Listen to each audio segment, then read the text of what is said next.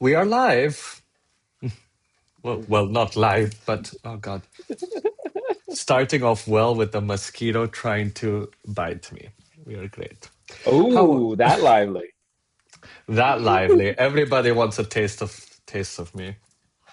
That's that Sean. Wow. How are you, David? I'm doing really good. Okay, Yeah. awesome.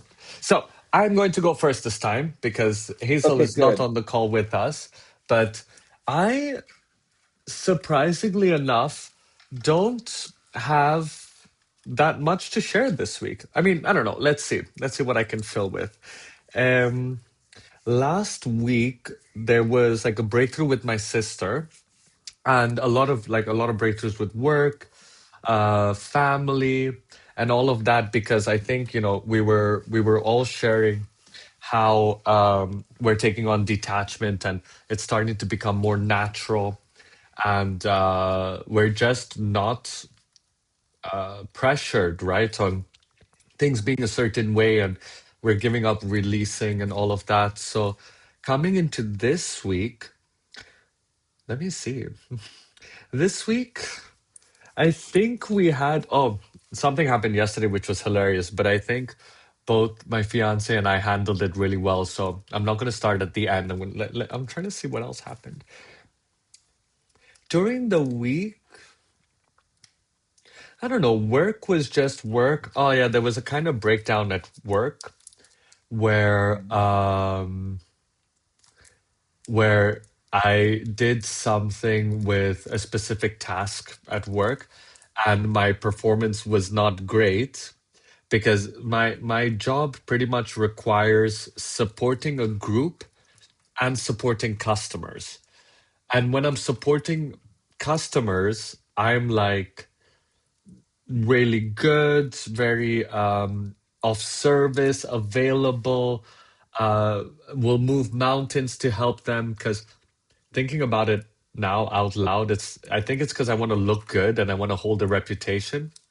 But then when it is supporting a group within, our department, yeah, I'm starting to realize it now. I don't know, I'm like kind of biased because a lot of judgment showed up where I expect them to know what I know. And when they don't do things the way it's supposed to be done in the department, my my way of being with them kind of becomes like not the same way I treat customers.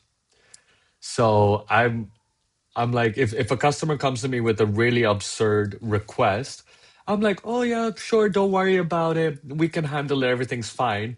But then if the department comes to me with that same request, I'm just like, well, why can't you do this yourself? It's like it's pretty interesting. And that got so I had like a meeting and everything because the Can people from the department, yeah, go ahead. you break that down a bit more? Because I don't really get what it is. So I had a performance meeting at work because my job is kind of a combination of supporting customers and supporting the team. Okay. Okay. So when I'm supporting customers, I am a different kind of Seishan in the sense that I am like a lot of empathy, a lot of understanding, a lot of patience, a lot of let me hold you by the hand and everything. But then when my team comes to me, I'm a little bit standoffish. I'm a little bit like, and what I'm discovering is what I'm actually discovering now in this share with you is I have a point of view of my team. Like, you should know this stuff, or why aren't you learning this stuff, or why aren't you applying this stuff? But now I'm getting it that it's a judgment. It's a full blown judgment, Mhm. which I didn't call myself out while this was happening because again I was judging them. Fuck's sake. Okay. Anyway, yes. Um, yeah. So I I'm had a so good at meeting. that. I mean, it's good that I'm detecting it, Yeah. but ironically now I'm just like I don't like dealing with the fact that I'm coming to terms with it because I feel bad, you know? But then, like, while it was happening, I'm just like, no, this is right. This is right what I'm doing because they should know better. And the reason for the meeting was, just my manager telling me, why don't you just treat them like you treat your customers? And I'm like, but they should know this. How they don't know it? Why isn't anyone asking them? Why don't they step up? I was like defensive, meh, meh, meh. And yeah, I'm really getting it now that I was completely like selective judgment to them. Hmm. Yeah, so that's what happened during the That's week. That even was more my special. sorry. Selective judgment. Selective Like, judgment. That's even more special. hey, this is the uncensored podcast, okay? I could speak freely. No, but yeah, that happened. Yeah. That did happen. And yeah, I think what I'm going to do now is just give that up. It doesn't mean anything, but it's something I can put into place, right? It's something I can put into practice of instead of being defensive and resisting it, two things that I don't need that don't serve me, I could come from forgiveness and gratitude with them and compassion. Yeah, it's really interesting. I'm doing with my head right now, trying to figure out why this happens. But then I'm also seeing that instead of going down a rabbit hole, trying to figure out where is this coming from, what is behind it, and all of that, I can simply give that up also and just be. Yeah, Yes. I like the being. So yeah, that happened during the week. That was there. Family wise, family wise, I'm proud of myself about this. I'm proud because with my sister and her partner that are like basically now they found a new place and they're in the midst of moving out. I Are think they they've still living already in Greece? yeah, they're in Greece, but they've Okay. moved to another apartment for themselves that they found together. Um, they're now moved actually, but there's the question of handing over the keys to the previous landlord and the security deposit and all of that. So like I'm actually proud of myself during this week. So I was the best version of myself in terms of my family, because in the past I would stress myself out that you know my family members don't know what they're doing and they're going to call me and they're going to dump all the responsibility on me and why always me. And I started detaching from her and the family, not because I don't care, it's just it doesn't serve me. So what happened this week was I asked them to clean the place, right? And I have a lady that helps me clean that I pay. So I told my sister, I was like, okay, call this person and have her clean the place since you guys can't do it because I want to get my security deposit back. So clean the place. And she was like, yeah, yeah, don't worry, we'll get it done, etc., etc. I think till today they haven't cleaned it. And when I went over, I thought, okay, if they moved all their stuff away, it should be decent because they've moved out. But I get there and the condition was not great. I had a conversation with her. I'm like, the condition was really bad. Like the kitchen was a mess, the bathroom was. So I had a conversation with her, and I'm like, look, please have this fixed by next week because we have to give the keys. And she was like, yeah, okay. And I'm like, call the cleaning lady. And she was like, oh, no, it's very expensive, but we will do it ourselves. And immediately I went into judgment. I went into, there's no way in hell she's going to do it, and I'm not getting my money back. Um, but then I was like, you know what? Like, I'm not going to give this power. I'm not going to allow myself to be frustrated by it. I'm not going to allow myself to be pissed by it. She said she will clean it. I'm going to hold her accountable to what she said. And if she does it, amazing. If she doesn't, she's responsible for that. Like, I can't, it doesn't serve me to do it. And it doesn't mean I don't love her. It's just, it's not my responsibility, right? And that's what I was Mhm. proud of. That was something during the week. So that was good. And then what is good, what is bad? And then lastly, what happened yesterday is we've got this garden. We've got this beautiful garden. I think I can show it to you. Give me 1 second. I think I already showed it to you Okay. guys, but I don't think I've seen it. this is the garden. So you can see Oh, the so you're garden. you're actually not in a you're in a house. Yeah, it's like a ground floor apartments, and there's other apartments upstairs. So Oh, we're nice. the Okay. yeah, yeah. So we and the direct neighbors, we both shared the balcony to the garden, which is like fenced, right? And then you have the neighbor that their wall touches our wall. But again, remember, it's like our apartment, another apartment, which is in the same compound, and then the neighbor, which is a different compound. And, we're sitting where there was a friend over. We're just like having drinks on the balcony. And, we have the dogs outside. So the Rottweiler and a little one. And out of nowhere, this guy like pops up in the garden. And he's the neighbor. He just pops up in the garden and he's like, "Oh, hi," and all of this. He's just like, "Hi, I heard you guys were here, so I wanted to come say hi and everything." And my immediate thing was, who the fuck is this guy? Like, what are you doing in my house, in my garden?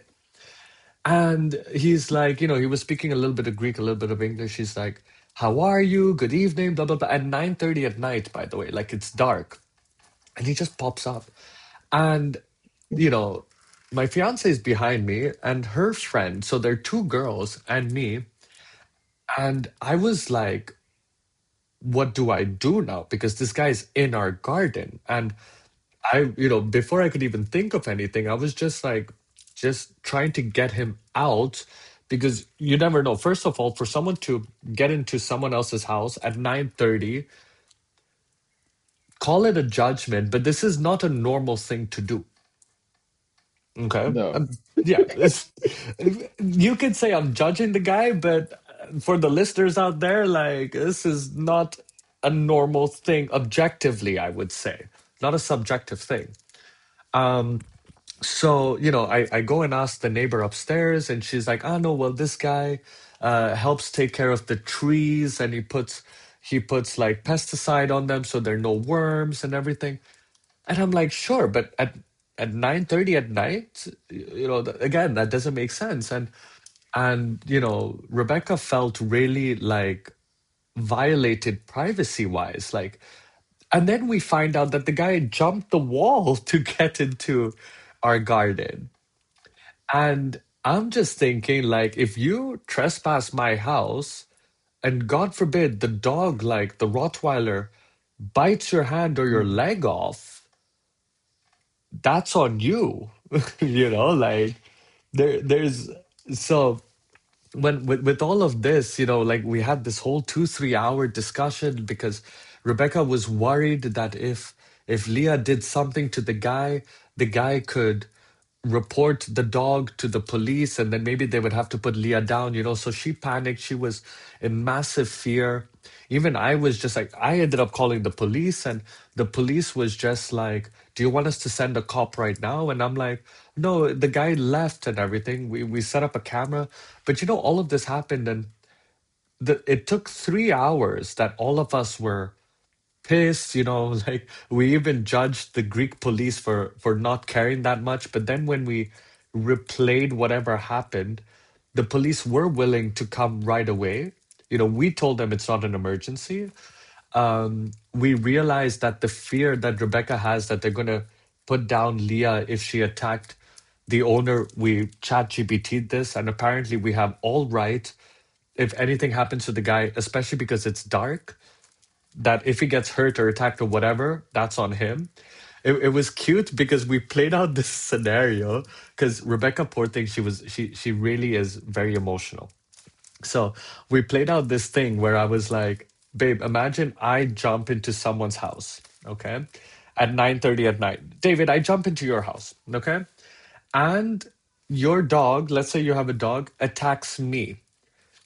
I'm like, baby, can you go to the police and ask them to arrest David for me jumping into his house? She was like, no, that's crazy. She started laughing. And I'm like, similarly, but David can go to the police and ask them to do something to me because I entered his house, correct? She's like, yeah. And I'm like, why is it different in our case? And that's where she understood. But we had to like give up. We had to address the fear. We had to address the panic. We had to address all the emotions. And because of the work we've been doing, we both were really proud that we stepped into better versions of ourselves because we could actually give that up compared to what we would do in the past is, oh no, you just want to be right and you're shutting me up and you're not validating my feelings and you're not validating my emotions and, boo hoo and everything. It was actually really cool. So that was my week all in all. I am complete, but those are the three major topics. That was a great week. And I thought it was not a busy week anyway. Mine wasn't actually very busy at all. So Okay. I'm still actually in a space of no money, which is cool. Because I'm just I preach live life as a movie. So let's live life as a movie, David. And it doesn't matter if I'm poor or rich or whatever. And it's true. It doesn't really matter. But sometimes it does get you get a little I get a little nervous and just like maybe this is wrong or maybe I'm doing things incorrectly. But that didn't really pop into my head that much this week, which is nice. Um, but there's a video that I've been thinking of creating to help people because sometimes people get a little weirded out after I have a conversation with them about what I do for business. And it's about so this week was really trying to figure out a create a video so I can actually answer any of the questions. So I can actually just send it to them right after a conversation. And I was really stopped. So I was just like, man, you know what? There's this one lady who actually was who wanted to know more information. I just can't come up with something because if you look at scriptures, it's just like all over the place, and it's it's there's sorcery, and it's like, how do I explain sorcery and all this stuff? But it's just like maybe I shouldn't even just go there. So I had a conversation with her. I was just like, so what is the actual objection? And so I really discovered this, we had a great conversation and it actually opened a lot up for me. So I'm actually in the process of creating that video to explain simply because I try to go into more complex um like witchy stuff, which people don't like. Which might be People are hard to, scared of. okay, or also just difficult to grasp or understand. Exactly. And then they think it's voodoo, and then people think voodoo is bad, but voodoo is not bad. It's voodoo. The reason why someone can kill someone with voodoo, you can do the complete opposite with it and do a really powerful healing session for someone with voodoo. So it's it's not what everyone thinks it is, but Hmm. that's where people go to. You know what I'm identifying from what you're sharing is something I always try to. It's ironic, categorize but not categorize things. So it's like labels also because like the label voodoo, yes, it does have you know um an effect. When people hear voodoo, they immediately think black magic, sorcery, needles, and weird things. But then if you look deeper into that, I say it's black magic, needles, and sorcery and everything because that's the life I was exposed to growing up. And similarly to what you're saying, some people can also see voodoo, which is just a name, it's just a label, it's just a title, but they could see it like healing. connecting within the body and fixing the body within, which is kind of like, I think everyone knows those voodoo dolls that you can twist the hand and the hand does that, right? So I think it's also how the label itself occurs to people. Like both you and I Yeah. know, in the self-development program that we've done, Landmark, we say life is empty and meaningless, and it's empty and meaningless, and it's empty and meaningless. Like, so your definition of life in this moment can be David's definition of life in this moment, and Zayshan's definition of life in this moment is Zayshan's definition of life in this moment. It has nothing to do with what life is. So here, even I'm using this to come to my question that I wanted to ask you. When you say you're living your life as a movie, and that is right now David's poor, and for the people who can't see the video, I'm doing that in quotes. What is poor to you? What is poor? Um, Not having money in your bank account or pocket. But that's Okay. not true because there's people somewhere else in the world who actually have literally have nothing. Hmm. And all it is currency. And I'm putting so much attention on currency, which is just a piece of Yeah. paper, really. Right, and that doesn't help the feeling that we're experiencing based to that label, because yes, there's so many times this week I said the same thing. Like I'm short financially, but am I poor in my house, food, community, family? I'm actually very rich in that sense, right? Yeah. So, and I know you out of all people, or my point of view, my occurring of you is these things do not sit with you too long, which is really powerful. They don't control you, but when they do pass by you, it could have some little effect because you're human. Yeah, absolutely. Yeah.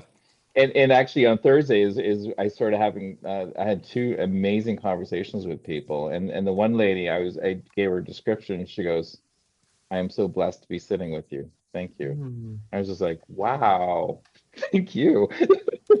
that's So really that was cute, like a yeah. real pick me up, yeah. And then there was another conversation I had after her as well, which was another pick me up. So it was just like it was awesome because spirit is always or God, whatever, is always brings that around as well. Hmm.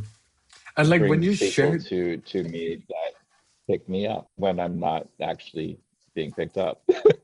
yeah, When I'm down. yeah, and like when you shared that, the first thing that came to my head is that that gift you received from that conversation. This might sound cheesy or cliche, but sometimes that is worth more than currency. It's worth more than a financial object. What you get from that is huge. Is motivation, Hmm. and you can't buy motivation. You can't sell motivation. You can. It's You can. you sell motivation through your passion. Hmm. Yeah. I think we're so surrounded by so many things, but sometimes the things we choose to hold on to are not things that actually lead us somewhere. The things that we take on from from like emptiness with an intention can have it be more directional. Like it could have you be moving in some direction. Can you break that down a little further? So what I'm saying is like the things usually that we aspire to be or become, usually because it originates from something, tends to not be the thing we actually need. It might be what we want, but it's not actually what we need. And the things we need come from emptiness because it's the things that just show up. Like you said, you could do with the pick me up because you were down, and it showed up. Yeah. Yeah. And then I ended up giving myself a session yesterday. So I did Mm. a stone throwing. So I was just because there was this whole thing with like Christianity keeps coming up for me. It's just like, oh my God, the Christians, blah blah blah. So I was Mhm. like, I'm done with this conversation. Let's complete with this. So I did a stone throwing for it to actually shift it, and it actually really worked. I was really shocked. So what is a stone throwing? Sorry. I just have these 13 stones, Mhm. and you blow what the problem is that you want it to immediately fix.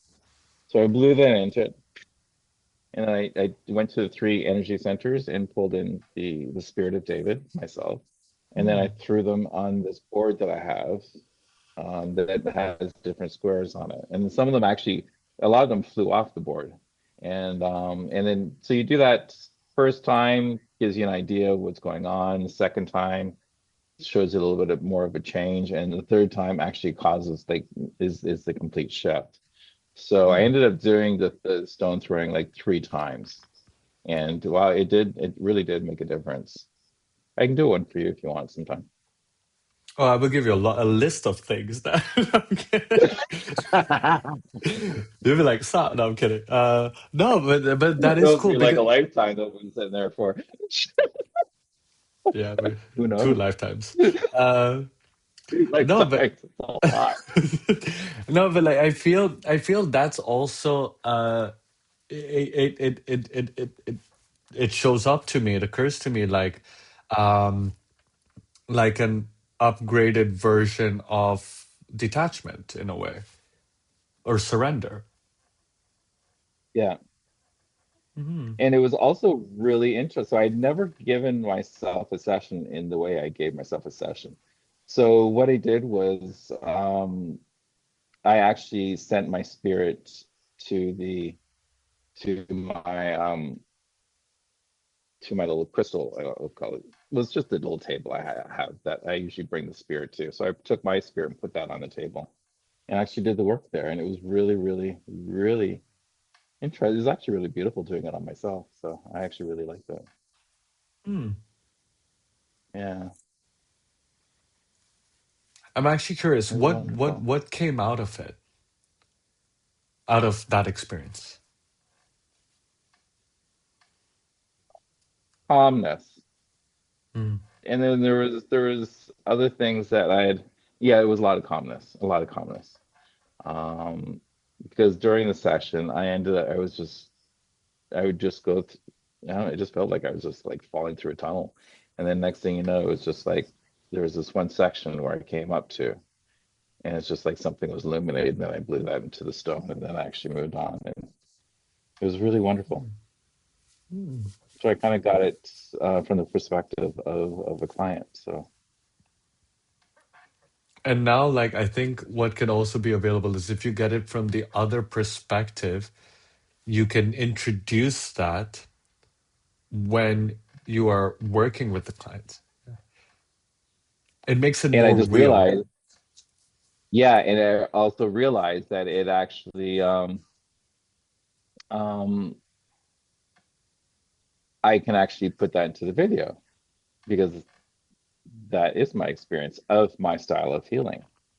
Because I've had other shamanic healers as well, like because it's at school we trade all the time. Mm. But it's good to actually experience your own actually practice. So I thought that was Yeah, really cool. yeah, absolutely. And it's Anything also else for you? loving.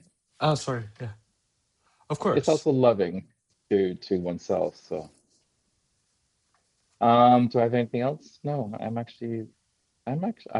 I am complete. You are complete. Okay, awesome. I I am. think even for just the two of us, it was still a very good call. I mean, a very good session, podcast.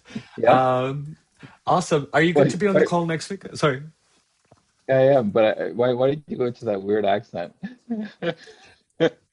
I don't know. I always do these things. I really don't know. I sometimes I get weird with emotions and ways, but it is what it is. It's just who I am. It's awesome. It's awesome though. I just noticed it. I was like, what? You're It's having fun. uncensored. Yeah. It's Anyway, okay. awesome. So, I am complete. You are complete, and same time I'm next week. complete. Perfect. Okay. Bye. Bye.